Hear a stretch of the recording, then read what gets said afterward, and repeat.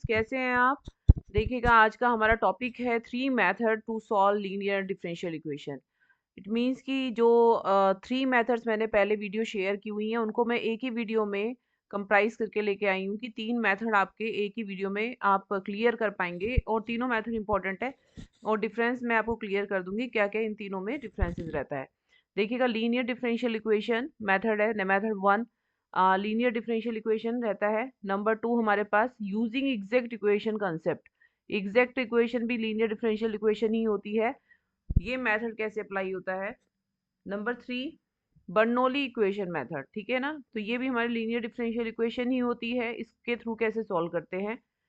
Okay, तो ये तीन मेथड हैं, इनको आप फटाफट से इसको देखिएगा क्या मेथड है ये। देखिए, लीनियर डिफरेंशियल इक्वेशन क्या होती है, d y by d x plus p y equal to q, where p and q क्या होते हैं, p and q function of x होते हैं, फंक्शन ऑफ एक्स और कांस्टेंट।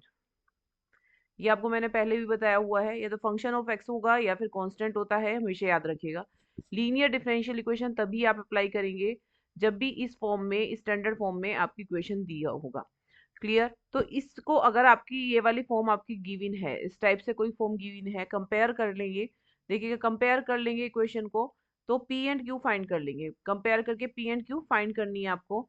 देन उसके बाद सेकंड स्टेप रहता है इंटीग्रेटिंग फैक्टर निकालना। यहाँ पे सबसे इंपॉर्टेंट पॉइंट है आईएफ निकालना। Linear differential equation and Bernoulli में हमेशा आईएफ निकालना है आपको। ठीक है, आईएफ की वैल्यू होती है ई इंटीग्रेशन पी डी एक्स, और पी आप कंपेयर करके ऊपर से आए हैं, पी जो भी होगा यहाँ पर आप पुट करेंगे इंटीग्रेशन, पी की वैल्यू सपोज एक्स है, तो D x it becomes x square upon two, तो हमारे पास आईएफ ही आ जाता है। क्लियर? सेकंड पॉइंट क्या रहता है, सॉल्यूशन निकालेंगे। सॉल्यूशन क्या होता है, y क्या है, y इसमें डिपेंडेंट वेरिएबल है। अगर यहाँ पर ऊपर x हो नीचे y हो तो हम x की फॉर्म में सॉल्यूशन निकालते हैं बेटा, ठीक है ना। अगर हमारे पास y डिपेंडेंट है तो y के लिए यूज करेंगे y इंटू आई एफ। एक क्वेश्चन मेरे पास आया था कमेंट बॉक्स में, अगर हमारे पास डिपेंडेंट वेरिएबल x होता है और नीचे y होता है तो पूरा सॉल्यूशन चेंज हो जाता है। पूरा सॉल्यूशन फिर हमारे पास x में फाइंड करेंगे, x into I F equal to integration q into I F plus C. उस केस का थोड़ा सा डिफरेंट होता है, ठीक है, वो मैं आपको बाद में क्लियर कर दूंगी। बाकी यही इक्वेशन है, यही मेथड रहता है, बस डिपेंडेंट इंडिपेंडेंट वेरिएबल में चेंजेस हो जाता है। अब ये देखिएगा क्या होता है, आई एफ निकाल लिया हमने, सॉल्यूशन क्या होता है, y into I F equal to integration q into I F plus c. Okay, अभी हम क्वेश्चन सॉल्व करेंगे तब आपको क्लियर हो जाएगा। इसमें आपको इंटीग्रेट करना है राइट हैंड साइड, ये आपके पास वैल्यू आ ही गई है, एग्जैक्ट वैल्यू आ गई है, एंड सोल्व करके वैल्यू ऑफ y फाइंड कर लेंगे, this is the answer. Next method क्या रहता है, अगर हमें exact equation concept, exact equation क्या होती है, देखिए बेटा, होती तो लीनियर डिफरेंशियल इक्वेशन ही है, लेकिन इस टाइप में अगर राइट है d x plus d y equal to zero. Okay, तो आपको इसमें कंपेयर करेंगे, जो भी इक्वेशन आपके पास गिवन होगी उसको कंपैरिजन कर लेना इस स्टैंडर्ड फॉर्म से। ठीक है, ये स्टैंडर्ड फॉर्म होती है एग्जैक्ट का, इसी इक्वेशन से आपको कंपेयर करना है, और कंपेयर करके एम एंड एन फाइंड कर लेना। M and n is also function of x, ये भी हमेशा क्या रहेंगे, फंक्शन ऑफ एक्स और वाई रहते हैं, या फिर कांस्टेंट भी हो सकते हैं। ये हमेशा याद रखिएगा, या तो फंक्शन ऑफ एक्स और वाई होंगे या कांस्टेंट हो गया, लाइक टू मिल गया है, यहाँ पर एक्स मिल गया है ना, या एक्स वाई मिल गया है। आपको चेक क्या करना है, चेक करेंगे एग्जैक्ट है या नहीं है। एग्जैक्ट के लिए ये कंडीशन होने चाहिए कि the equation should be exact provided this condition should be satisfy. Del M over del y equal to del N over del x. What is del, ये पार्शियल होता है, पार्शियल डेरिवेटिव, ये आपको मैंने पढ़ाया हुआ है पहले। तो ये पार्शियल डेरिवेटिव रहता है, इसमें कोई प्रॉब्लम नहीं है। y के रेस्पेक्ट में करते हैं तो x को कांस्टेंट ले लेते हैं, x के रेस्पेक्ट में करते हैं तो y को कांस्टेंट ले लेते हैं, बस ये रहता है, होता डिफरेंशिएशन ही है। ठीक है ना, एक से ज्यादा वेरिएबल होते हैं तब पार्शियल अप्लाई करते हैं। अगर ये कंडीशन सेटिस्फाई हो जाती है तो इट मीन्स जो ये गिवन डिफरेंशियल इक्वेशन है वो एग्जैक्ट डिफरेंशियल इक्वेशन बन जाती है। क्लियर? सॉल्यूशन कैसे निकालते हैं, इसका प्रोसेस देखो ये रहता है। जब भी आपको ऐसे डिफरेंशियल इक्वेशन मिलेगी तो ये एग्जैक्ट होती है, कंडीशन पहले चेक करेंगे एग्जैक्ट है या नहीं है।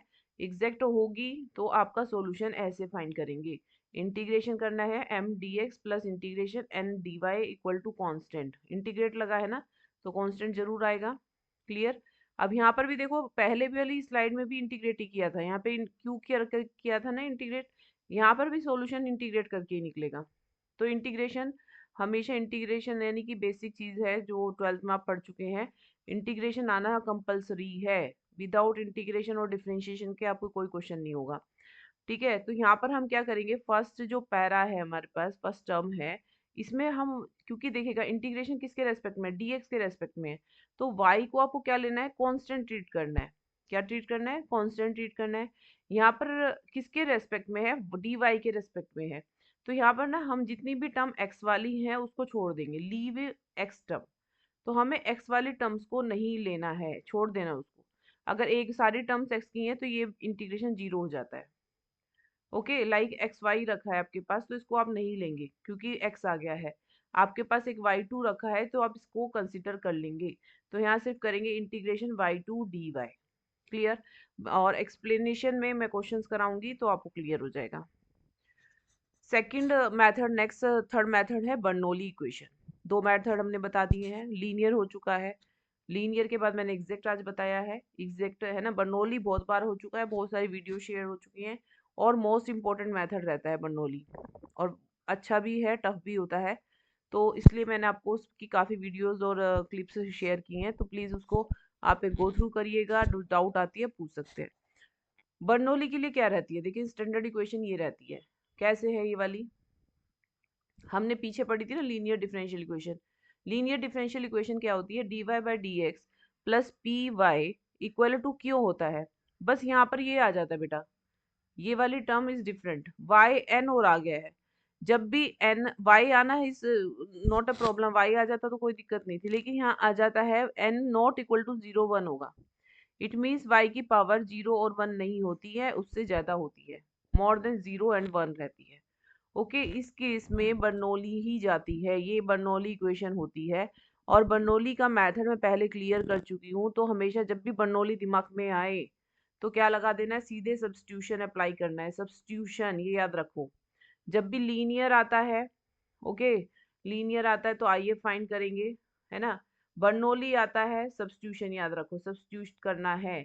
यानी क्या सब्स्टिट्यूट करना है, v equal to y one minus n substitute करना है। यानी कि y को हम किस में कन्वर्ट कर रहे हैं, v में कन्वर्ट कर रहे हैं। ये दोनों टर्म याद रख लेना, ये सब्स्टिट्यूट करेंगे, और एक ये सब्स्टिट्यूशन करना है। ये सब्स्टिट्यूशन क्या है, v को हमने y की पावर वन माइनस एन रखना है, n यहाँ से उठाओगे आप जो भी पावर होगी। और जब आप v को कन्वर्ट कर रहे हो, सॉरी y को कन्वर्ट कर रहे हो v में, तो dy by d x is also converted into dv by d x. ठीक है, तो हमने इसमें dv बाई डी एक्स के लिए क्या, आप देखिए डायरेक्ट आप dv बाई डी एक्स से फाइंड कर सकते हैं, वो उसकी वैल्यू होगी one minus n y n d y by d x. Okay, याद रख लेना ये दोनों चीजें। और लीनियर डिफरेंशियल इक्वेशन में कन्वर्ट हो जाता है, कौन सी लीनियर में होगा, इस वाली लीनियर में कन्वर्ट हो जाएगा, डायरेक्ट बना सकते हो आप। ठीक है, तो इसको ये क्या हो गई, ये this is the linear differential equation. यानी बर्नौली क्या होता है, बर्नौली जब भी मैक्सिमम पावर होती है y की मोर देन जीरो और वन, देन कन्वर्ट हो जाता है किसमें, लीनियर डिफरेंशियल इक्वेशन में कन्वर्ट हो जाता है बाय यूजिंग सब्स्टिट्यूशन। किसको सब्स्टिट्यूशन करना है, ये दोनों बॉक्स आपको याद रखने पड़ेंगे, इनको सब्स्टिट्यूट करके बर्नौली किस में कन्वर्ट हो जाएगा, लीनियर में। क्लियर? नाउ अब मैं क्वेश्चन देखते हैं हमारे पास क्या क्या क्वेश्चन रहते हैं। देखिएगा, मैंने क्वेश्चन लिखा है सॉल्व द डिफरेंशियल इक्वेशन। अब ये बताइए कैसी इक्वेशन है, इसमें सिर्फ लिखा आएगा सॉल्व द डिफरेंशियल इक्वेशन। क्या कुछ ये लीनियर डिफरेंशियल इक्वेशन लग रही है क्या स्टूडेंट्स, लग रही है ना। तो देखिएगा p, क्योंकि यहाँ y नहीं है तो बर्नौली तो नहीं है, बर्नौली के लिए वाई एन वगैरह ऐसा कुछ चाहिए रहता, वाई टू चाहिए रहता, तो वो नहीं है, तो हम क्यों लिखे, हटा दो इसको। अब बताइए इसमें p क्या है, कंपेयर कर लो, मैंने आपको बताया था ना कंपेयर करेंगे। p is the coefficient of y, q is that ex। आपके पास p वन आ गया है और q कितना आ जाता है, ex आ जाएगा, कंपेयर कर लिया है ना। इंटीग्रेटिंग फैक्टर निकालेंगे, यही प्रोसेस बताया था ना, जब भी linear, this is a linear differential equation, पहले लिख लो इसको। ये कैसी है, लीनियर है, उन्होंने नहीं लिखा है, आपको पता होना चाहिए लीनियर है, एग्जैक्ट है या बर्नौली है। ये क्या है, लीनियर है। आइए फाइंड करते हैं, मैंने आपको बताया था लीनियर के लिए, ई इंटीग्रेशन डी डी एक्स इसमें हम क्या कर देंगे, आई एफ आ गया इंटीग्रेशन। तो सॉल्यूशन क्या हो जाता है, मैंने देखो पीछे वाली स्लाइड में क्या बताया हुआ सॉल्यूशन। सॉल्यूशन होता है वाई इंटू आई एफ, है ना, वाई इंटीग्रेटिंग फैक्टर की मल्टीप्लाई कर दो बेसिकली। किसकी मल्टीप्लाई करनी है, वाई में। फाइनली सॉल्यूशन आ जाता है वाई में इंटीग्रेटिंग फैक्टर की मल्टीप्लाई कर दो, और क्यू के साथ, जो क्यू है इसके साथ आपको इंटीग्रेट करना है, प्लस सी। सीधी सी बात है, जो वाई है उसके साथ मल्टीप्लाई कर दो, कर दिए, वाई है ना, और क्यू है, क्यू के साथ भी कर दी, और क्यू वाली टर्म को इंटीग्रेट कर दो। तो फाइनली सॉल्यूशन क्या आ गया, देखो इजी सा वे बता रही हूँ मैं, ये याद रखोगे ना तो फटाफट क्वेश्चन हो जाएंगे। ई टू एक्स हो गया, ये ई टू एक्स का क्या हो जाता है, ई टू एक्स अपॉन टू हो जाता है प्लस सी। फाइनली आंसर हमारे पास आ चुका है 1/2 ई एक्स प्लस ई एक्स। से अगर इतना छोड़ना है ये भी करेक्ट है आंसर, और इसके बाद अगर इसको हटाना है क्योंकि y की वैल्यू फाइंड करते हैं तो डिवाइड कर देंगे, ये ई एक्स हो जाएगा और ये सी ई माइनस एक्स हो जाएगा। That is the answer also, this is also correct. Okay clear, ये आपका मेथड हो गया है, मैंने इसलिए इसको सॉल्व कराया आज। देखिएगा नेक्स्ट क्वेश्चन हमारे पास क्या रहता है, this is the equation, linear differential, linear तो है ये, लीनियर डिफरेंशियल इक्वेशन है, लेकिन किस फॉर्म में दे रखी है, उस फॉर्म में नहीं दे रखी जिसमें होती है, तो ये एग्जैक्ट फॉर्म में दे रखी है। एग्जैक्ट फॉर्म दे रखी है क्या, तो कौन सी होती है एग्जैक्ट की, m d x plus n d y equal to zero होती है। यहाँ से कंपेयर कर लो, कंपेयर करेंगे, कंपेयर करेंगे तो एम कितना आ जाएगा, 2y+x, एन कितना आ गया, एक्स आ गया। ठीक है, फिर क्या बताया था, देखिए एग्जैक्ट में बहुत अच्छा क्वेश्चन होती है, इजी होती है बहुत। सीधी से कंपेयर करेंगे, एम आ गया है, एन आ गया है। देन हम इसमें प्रोवाइडेड क्या रहता है, हम इसमें ना del M over del y find करेंगे। क्या होता है del M over del y, दोनों साइड निकालेंगे तो मैंने बताया था ना, डेल का मतलब होता है treating x as a constant.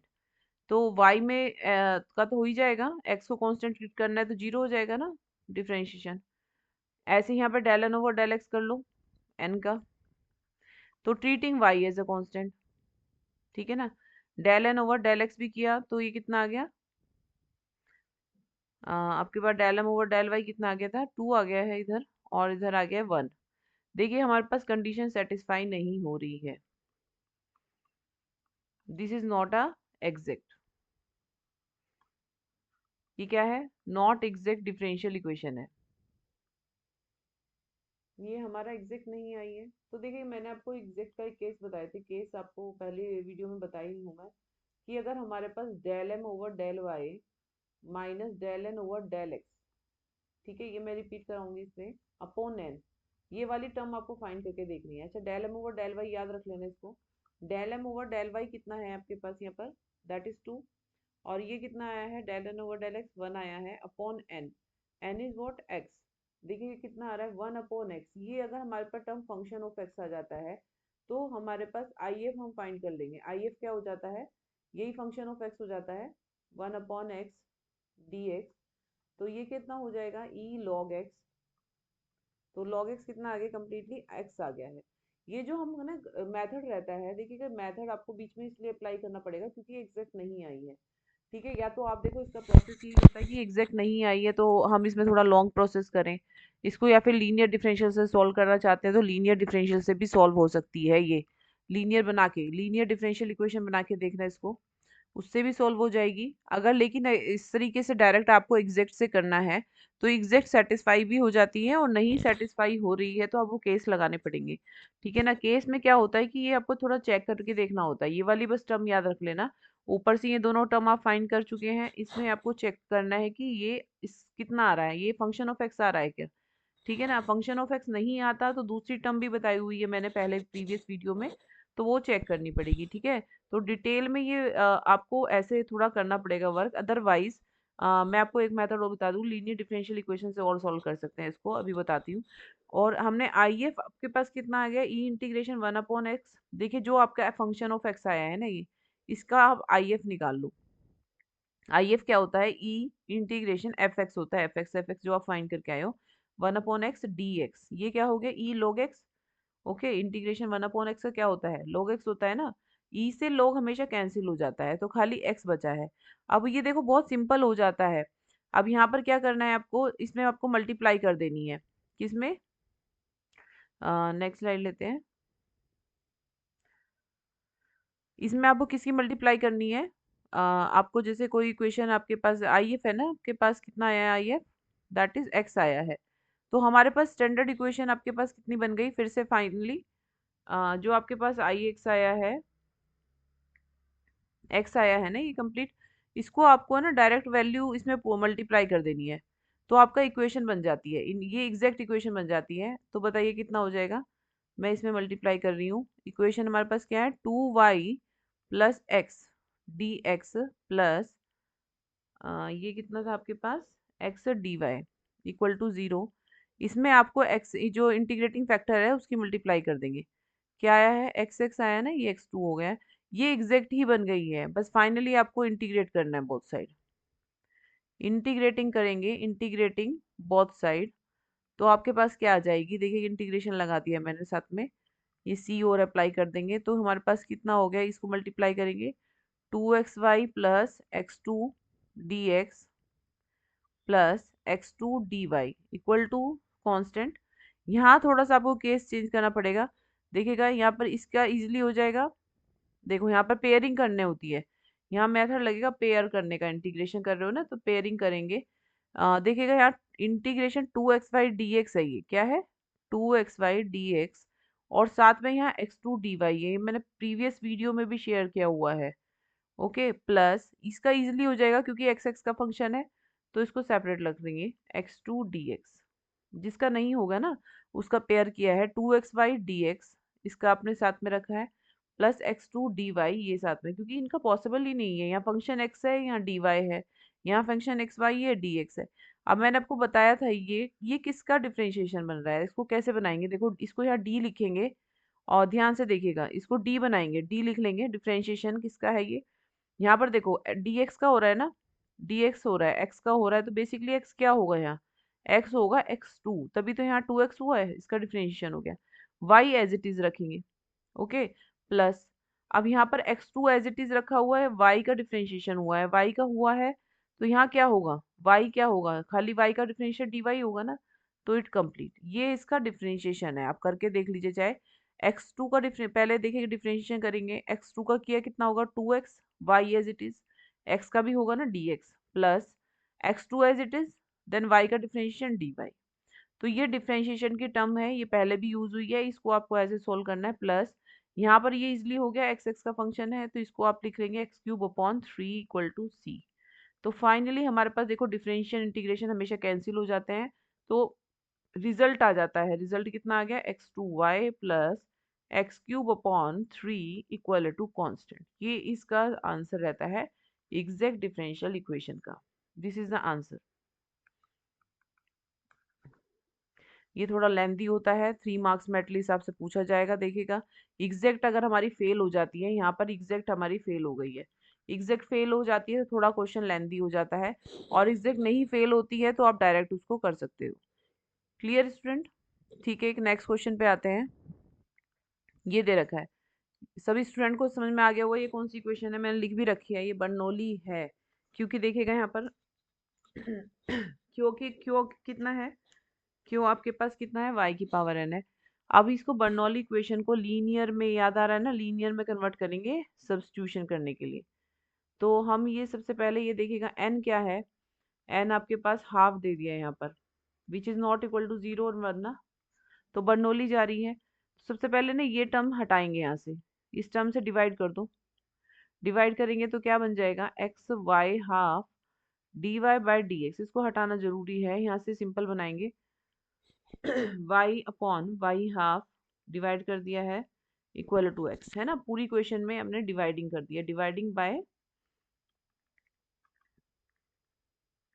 यहाँ लिख भी दिया मैंने वाई हाफ। क्लियर?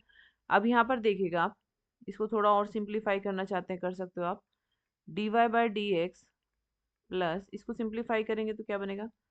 ऊपर आ जाएगा तो ये वाई हाफ ऊपर ही रहेगा इक्वल टू एक्स। अब ये लीनियर में कन्वर्ट हो जाएगी, लेकिन ये थोड़ा ये जो है ना ये हटाने पड़ेंगे हमें, और ये भी ऐसे हटाना पड़ेगा, तो हमें क्या लगाना पड़ेगा मेथड? स्टेप 2 याद है, सब्स्टिट्यूशन। क्या करेंगे? सब्स्टिट्यूशन करेंगे। सब्स्टिट्यूशन क्या होता है? v equal to y1 minus n, okay, तो n कितना है, हाफ दे रखा है, देखिएगा हाफ है, रखेंगे तो 1 - हाफ कितना हो जाता है, वाई हाफ हो जाता है। तो v तो आपके पास ये आ गया, और मैंने dv/dx क्या बताया था, हमेशा क्या होता है, ये बताया था देखो, 1 - n और वाई एन ये रहता है, और आपके पास dy/dx, ये याद रखनी है दोनों कंडीशन आपको। यहाँ से निकाल लो, 1 - n कितना हो जाएगा, फिर से वही हो जाएगा ना, हाफ। हाफ, और n आपके पास हाफ है ही, ये यहाँ पुट कर दो, और dy/dx, यानी कि ये जो टर्म है देखो हमारे पास ऊपर दिख रही है ना कोई कोई टर्म्स, तो इसके प्लेस पे तो आप क्या रख सकते हैं, इसके प्लेस पे आप क्या रख सकते हैं, देखिएगा यहाँ मैं यही दिखा रही हूँ आपको, x एज इट इज रहेगा, x को हटा सकते हो आप, x को भी हटा दो, तो ये कितना बन जाएगा, नेक्स्ट स्लाइड ले लें। देखो यहाँ मैं 1 y हाफ छोड़ देती हूँ, this is dy/dx, plus x हटाएंगे तो 1/x में आ जाएगा इधर, और y half as it is रहेगा, और यहाँ x था, x/x हो जाएगा। क्लियर।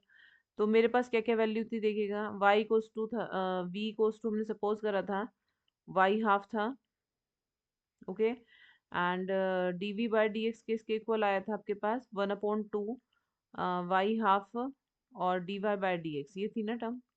देखिएगा पुट करा दो, इसमें पुटिंग करा दो, ये वाली टर्म ऊपर रखिए सेम, तो हम क्या रख सकते हैं इसको, हाफ, इधर इधर ये 1/2 है तो ऊपर चला जाएगा ना, यहाँ 2 आ जाएगा, यहाँ से हटा दो 2, तो इसको हम लिख सकते हैं 2 dv/dx, clear, plus y half को v रख देंगे आराम से, x एज इट इज रहेगा, और यहाँ से x रिमूव, दैट इज 1। अब बताओ ये किस में कन्वर्ट हो चुकी, this is the linear differential equation, ठीक है, this is a linear differential equation. इसमें हम आई एफ फाइंड करेंगे, आई एफ कितना हो जाता है, वही आपको बताया पी डी एक्स, पी कितना है, यहाँ देखो चेंज हो गया है, वाई हमेशा वाई में होती है ना, बस वी में हो गई है, ठीक है, इस चीज का बेटा ध्यान रखना, डिपेंडेंट वेरिएबल क्या है, यहाँ वी है, लेकिन इंडिपेंडेंट एक्स ही है, तो डी एक्स ही चलेगा, पी डी एक्स, ई इंटीग्रेशन, पी कितना है, 1/x डी एक्स, ये कितना हो गया, लॉग एक्स,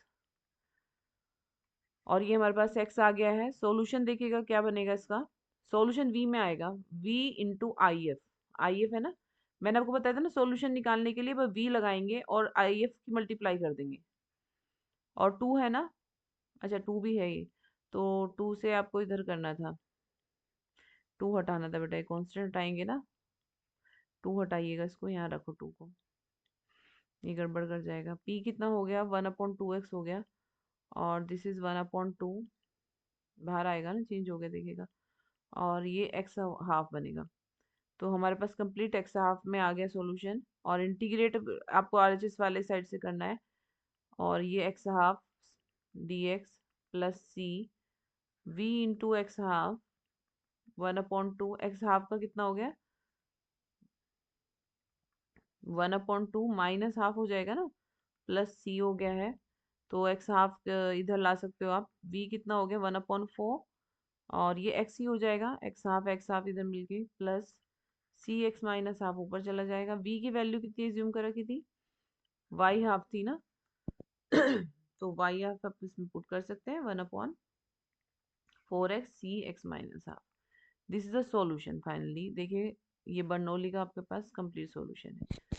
तो यहाँ पर हमने सभी क्लियर कर लिए हैं तीनों method, we have clear today all 3 methods. Bernoulli equation method में हमने सब्स्टिट्यूट करना है, सबसे पहले जो ये टर्म होती है इससे डिवाइड करेंगे, डिवाइड पॉलिसी लगाने के बाद इसमें आपको सब्स्टिट्यूशन करना है, ये टर्म आपको याद रखनी है, v equals to y 1 - n और dv/dx का डायरेक्ट ये आप पुट कर सकते हैं, ये सेम टू सेम यही कंडीशन बन जाती है। अब देखिएगा यहाँ से बस आपको x हटाया है मैंने, यहाँ से x को हटा के इधर रख दिया x को, ये x डिवाइड हो गया और ये 1 बन गया था यहाँ पर, और ये जो कंप्लीट टर्म है ना 1/y हाफ dy/dx, इसके प्लेस में हम क्या डाल सकते हैं, ये 2 इधर आ जाएगा, 2 dv/dx डाल सकते हैं, ये हटा दो, और दैट इज y 1/, है इसको v रख सकते हैं, और यहाँ पे 1 है, सीधे लीनियर डिफरेंशियल इक्वेशन आपकी कन्वर्ट हो जाती है, solve it by using the linear differential equation method.